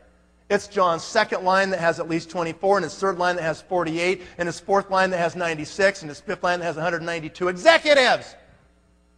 When you build a dynasty down deep, and it's just interesting that birds of a feather flock together. Have you ever heard that? It's true. All of a sudden, once we broke through Malone, Palmer's were super successful people. Mabry's very successful people. McClellan had just sold his medical supply company for over $6 million cash. He was retired. He got it. He wanted to do it. Birds of a feather flock together. Powerful people. All of a sudden, what happened is that we build this dynasty, we push it down, and it comes flying back up. Because of what? Because of that key feature of the plan, which says you have to have width to capture the depth in our compensation structure. It creates the fear of loss. Remember, the fear of loss is a much greater motivator than the prospect of gain. Write that one down. The fear of loss is a much greater motivator than the prospect of gain. What time is it? Oh my gosh. I don't know if it is. It's not okay. We got to finish this. Like, where's Lon? Where did he go? Is he back here? Okay, I'm just a few more minutes, but you got to have Lon go through this, okay? This is really critical you understand this, you guys. All right. So what happened is Mark Mabry had to become a team elite. He had to. He couldn't just sit there and let the money go back to the company every month. He didn't want his favorite charity to be New Skin, right? So he eventually became a Blue Diamond and then a team elite. He had to, because he wanted to tap into that dynasty that was down there and go as deep as he could into the dynasty, right? And then what happened is Rick Palmer became a team elite. Scott Malone became a team elite. Wilfred White quit. Sweet justice in this world anyway, isn't there? Danny White and Buzz Kroner became team elites. Bob Creech quit, okay? Paula Ehrlich became, and Mort became team elites right there, and Richmond Flower became a team elite. Guys, that's how you build a power line, right there. That line right there has paid me over $40,000 a month for 15 years. Is that worth a lot of money? Okay? Absolutely happened. Okay? So, I want Lon to step up quick. And Lon, just quickly, where is he? Come here. You're not running, you're walking. Let's go. We're out of time here, man. I want Lon to quickly cover this and just give them your example so they can see about driving lines. Lon Wardrop, one of the greatest in the game. Is this thing working here? All right. The time is short. Here's what I want to say. And I want everybody listening because I'm not going to say a lot, but listen. Peter, you too, buddy.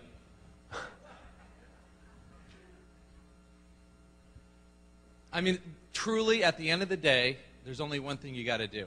One thing. That's it. We've heard some amazing things today. Amazing. Absolutely life-changing. A lot of you today come to us financially bankrupt, physically bankrupt, mentally bankrupt, spiritually bankrupt, socially bankrupt.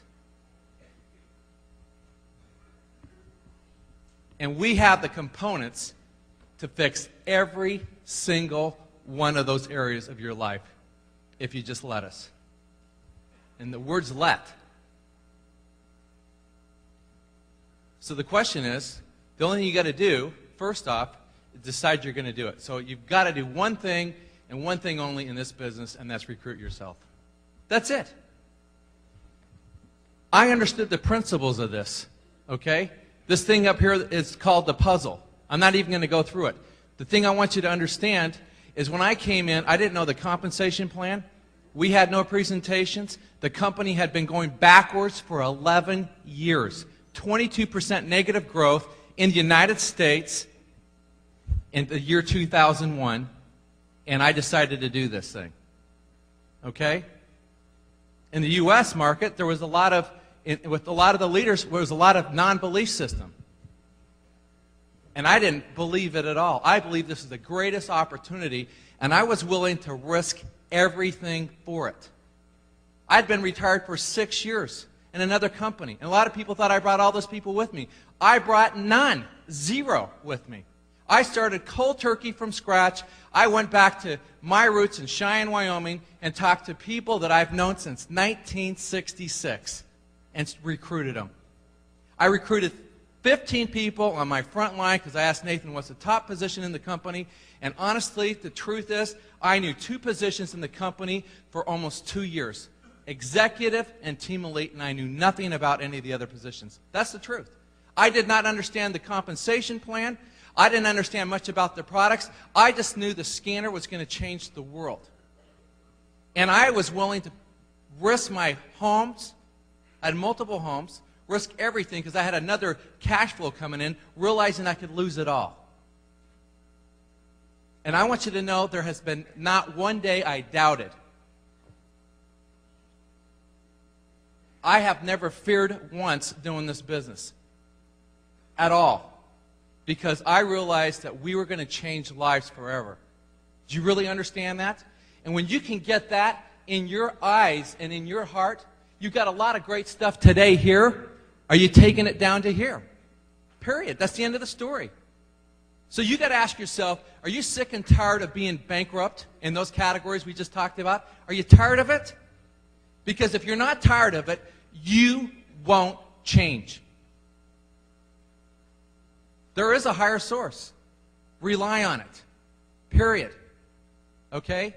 Drop to your knees, rely on a higher source. Fear and faith. Who is your master? Period. Okay? The only thing I disagreed with Harv Eker today, I don't have fear. 0. None.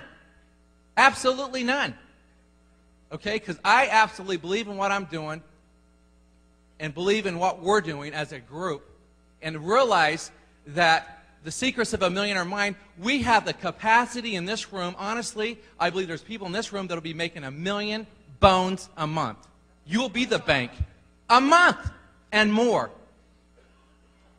We haven't seen what this thing's really even all about. When we're talking $5 and $10 billion company here, I think that's a joke. When we have something to affect the world forever, we have the only thing that we have no competition. You know, even when Scott put up, here's our competition, I told him to put in a person that's in a coffin, a skeleton in the coffin, because there is none. So at the end of the day, all this stuff is great. It's all here for you. All these presentations are on the website. You have everything here for you. So the only thing you got to do is recruit yourself. And are you going to do it? Okay? And the last thing I want to say is this. All right? Go and do this and have fun. Love people. Don't take your life so serious. Enjoy your life. Have fun through this whole process. Okay? Start doing some great self-talk. You know, go to this great seminar that Harv Eker's invited you all to go to. Go listen to the tapes. You know, quit watching the TV. Quit doing all the things that screw up your life. If you want to lose weight, go get it done. If you want to have a better, mental capacity, go get it done. If your spirituality is screwed up, fix it, okay? It's there for you. The taking's there. The opportunity is once in a lifetime. It's not, why is it that everyone else gets all the opportunities? How come Nathan is so dang lucky? How come everybody else gets all the breaks? Tonight, today is your break. This is it. Take advantage of it. Whether this message catch you at 18 or 81, it doesn't matter. In 5 years, we'll all be 5 years older. Nate, you're on. Okay. All right, guys. I need 5 minutes, okay? I'm going to show you 5 minutes here. We're going to be done with this thing. I'll get through this fast. This is one slide that we're not doing. Okay? Next slide. Okay? There we go. All right. See if we can get to the next one. Okay. This is what I did my first run. We just went through this one, you guys. I want to show you my power lines. I want to prove to you can manufacture them. Okay? So there's a power line right there. Here's the next one. Okay? Mike Greco worked for me in my real estate office in Salt Lake City when I decided to do this business in 1989. Mike has a brother named John Greco. Y'all know John? Fantastic guy. John was selling pots and pans. He decided to do this business. San Diego, California. The day before, we went ahead and recruited, the day before the 1989 convention, we called Anthony Antonelli in Washington, D.C., running a management consulting company back there of his own little boutique firm, consulting companies on mergers and acquisitions. And we said, you need to get your butt on a plane and come to this convention. He did it. He came out of that convention in 89, September of 89, and he went home and shut his boutique down. And he went and did this thing full time, okay? He was the locker in that leg. I went to Washington. I went back there repeatedly. We worked together. I forgot about John and Mike. I just forgot about them. You go straight down to that locker, you guys, and you pound it, okay? Anthony did it. Darlene Shear was the first team elite in the country of Canada. He recruited her. She was 3 levels below him. She rolled all the way up to his first line, okay? James Vint, British Columbia, BC, became team elite, went out there and recruited some other Japanese team elites when Japan opened. That is the second power line. Here's another one right here, Derek Winkle. What a great guy. Started off in this industry carrying bags at the Marriott Hotel. Okay, Derek Winkle came into the business, has done a phenomenal job. Ken Belknap came into the business. The Sheranian brothers came into the business. And then they recruited the Bannisters, Peter and Carew Bannister, sitting right here on the front row, okay? Their daughter came to a piano competition in Salt Lake City, Utah. She went to the competition, and Carew showed up eventually and found out that this lady named Pam Moore had Nu Skin products in her house. Pam told them that we were going to open up in Hong Kong soon. They were living in Hong Kong. Peter was a Cathay Pacific captain flying a 747 airplane out of Hong Kong. They ended up being the locker, okay? So we started working with them. I had meetings at their home in Hong Kong. Other people helped. We had Japanese meetings in Guam and Saipan, and we started doing this whole thing, and they were the players. They had a little friend over there by the name of Michiko Graf, who married to Bruno Graf, who recruited her cousin, a guy named Katsumi Kaneko, okay? That line runs down a long way, guys. I mean, you know, dozens of levels of executives, team elites. Another one, Sandy Killen. Sandy Killen's in Phoenix, Arizona. Sandy Killen became a Blue Diamond in the company. Another power line developed here. Why? Sandy would not have dinner with me, wouldn't have lunch with me. Sandy was in one of my other companies. I called him up and I said, Sandy, it's Nathan. I'm down here working at Scott Malone and all these guys in Arizona, and I thought I better call him. I called up Sandy Killen and said, we got a hot deal going, Sandy. You need to come lunch with me. I got to talk to you. He says, you know, no, I'm not going to do that. I said, come on, you got to eat lunch. He goes, not with you. Just like that. And I said, well, okay, if you don't want to go, how about your wife? I'll have lunch with her. He didn't like that any better. And so finally, I said, well, then I'll meet her. And so I called her. He had just called her right before I called her and said, you know, don't have lunch with this guy. I get Robin on the phone, and I said, I just want to meet you and tell you what we're doing. I'll give you a videotape. It won't be 15 minutes. I gave her a little videotape called Catching the Wave that we had in those days, all right? They took it home. I thought that was the end of it. 3 months later, it's midnight. My telephone rings. It's in the middle of the winter, and it's Sandy Killen. He said, my daughter's got colic. I'm up here. She can't sleep, and I'm patting her back, walking around, and I just got bored, and I threw in your tape. I said, I want to do this. I get it.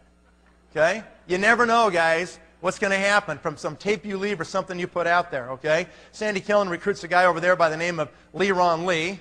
See if I can get this thing to work, okay? Leron had played baseball in Japan, and when he was there playing baseball in Japan, he used to play for the Dodgers, right? He had a little interpreter person named Shumi Ru, okay? And we recruited Shumi, and she helped us translate and interpret and is responsible for a lot of what went on in Japan. And she recruited Fumi Sawai. He recruited another guy, and Shumi has a $5 million circle membership in this company. She's almost $10 million circle now. She's made millions. Okay, this little interpreter lady who you might have seen running around here, she is incredible. Okay? And the last one was Blake Tillotson, my other brother-in-law, an engineer who really didn't like to talk to anybody, who recruited Jeff Mack, who you heard earlier today, right? You know what Jeff was doing? Jeff was selling marital picture albums for people's weddings. He would go to the girls at the universities in Utah, and they all wanted to get married eventually, all right? They all thought they would. And so Jeff would knock on their door and say, you are gorgeous, gal, and when you get married, you're going to want to have an album ready to go. And he pre-sold wedding photo albums to people. And Jeff's so good looking, they would always let him in, right? So Jeff did really well, you know. Well, that was Jeff Mack, but I got to tell you, Jeff didn't even know how to really present in those days. And that's what you got to be willing to do, is change. I remember one time in Clara's offices in Salt Lake City, the room we've launched a lot of these groups out of, Jeff gave the presentation, and it was a disaster. It was terrible. People were falling asleep. Craig Tillotson, my sponsor, pulled him upstairs in his office, and he just had to dress him down. I was in the room, and Jeff was sitting there, and he said, Jeff, that stunk. That was terrible. He said, you know what? You're just like, nee, just monotone. No, it's really exciting. Yeah, we got a great company. He goes, your voice doesn't even change. Doesn't even do this, man. He goes, you're terrible. He goes, you know what? You need to change your personality. I mean, he was brutal on Jeff Mack, right? And sometimes leaders have to do the hard job because you care about them more than just a little bit. You want them to change, you guys. And sometimes you need to point it out to them right to their face and say, we got to have the hard conversation. This is a problem. You've got to change this. You need to grow in this area. And Craig did it directly. And man, has Jeff Mack changed? Holy smokes. Unbelievable. He recruits Brent Bryson, who was 6 levels below him. 5 executives quit in between Brent Bryson and Jeff Mack. Okay? And look at Brent Bryson today. Makes over $100,000 a month, right? He recruited John Emerand over in Thailand, and there's other Southeast Asian team elites there. That was my first 6 or 7 years, guys. That was my first run in the company. Let me just describe this to you, okay? You can manufacture power lines. You learn these concepts I've taught you today, and all of a sudden you will realize that this business is not a lottery. It's not like, oh, well, that guy got lucky, and, that one got lucky, and that's why they made it. That has nothing to do with it. You can't manufacture them like this by luck, okay? You can build as many power lines as you want to build. This is a business. You just learn the principles and you apply them consistently. And what's going to happen to you? You can do it as many times as you want. You want to see my second run? Here we go, right here. A guy named Dan McCormick signed up 3.5 years ago. Brought in a guy named Lon Wardrop right there, right? Paige Ripple comes in, who recruits Peggy Crock right here on the front row, who recruits Peter Levy right here on the front row, and now we're waiting to see who the next one's going to be. Okay? He's sitting right there. Okay, Russ is going to take it? Good. All right, here's another one. Steve and Malin Campbell. They come into the business about 4 years ago, okay? I recruit Steve in. He says, we're going to go for it. And Steve and Malin recruit the Downings, who just were recognized as Team Elites last night on the stage in the room, who recruited Sue Baliwala, that's a diamond now, on her way to Team Elite, who recruited Kara Henderson, and now Dr. Ginny Hines and Dr. Hines. There we go. Ginny, I forget her name, actually. I should know it, huh? What is it, Scott? Do you remember? Okay. And Dr. Hines. Okay, thank you very much. And so this is another power line that's in the making. These are brand new, guys. These aren't fully mature yet. My check's going to still go up by another $100,000 a month as these groups that I started in the last 3 years mature. Okay? Jed Knight joins the company. Took a while. He's kind of a nephew of mine. He dodged me at all the family parties for 2 years. Finally, I got him. He brought in Ryan Fry right here on the front row, who brought in Charlie Patterson right there in the second row, right? Fantastic guys. Have you guys heard these guys go? They're incredible, aren't they? Who brought in Mike Rott? Mike's here someplace in the room, right? Who's brought in other people over in Israel, and that thing's now spreading everywhere. That is a power line, okay? And there's others. Don't be offended if your name's not here. There's actually multiple branches of Blue Diamonds off lots of these lines. I'm just giving you an example. Kenton Worthington comes into the business. Is he amazing? Kenton Worthington has more natural charisma than anybody I've ever met in my life. He is incredible. He's got a God-given gift to him, and he will be absolutely massive in this company as he continues to grow. Okay? Kari Vasi comes in the business, and he does phenomenal things. Virtually all of Hungary is underneath Kari Vasi, a new country we opened about a year ago, and it's spread now into Romania through these other people on the bottom here, and that thing is going, okay, doing tremendous volume. And finally, Greg Kageyama, who I recruited several years ago, who ended up recruiting some people in Japan, Saigusa-san, Takahashi-san, who brought in Kawamitsu-san, okay, Masami Light, and others, and that's another power line, okay? That's my second run. I can do this at will. If I decide right now I'm going to go do 5 more power lines, I could do it over the next 5 years. I could decide if I want my check to go to $500,000 a month, I can do it. It's just mechanics. It's just principles, you guys. It's not a lottery. It's not about luck. It's not about some like guesswork or something and somebody just falls in it. Maybe they do once, but they don't recreate it, okay? You can manufacture these things. You can literally, if I want to keep working, I can just keep making power lines, one after another after another. You can do the same thing, okay? This has been, I think, the best conference we've ever had. It's been amazing, hasn't it? Okay? Now, as Lon said, all this is, you guys, this is all action now. This is now you, okay? This is the hot bath that's over. And tomorrow morning you're going to wake up and you got to decide what you're going to do, all right? I really pray you make the right decision and you change your life and you do this business. Thank you very much.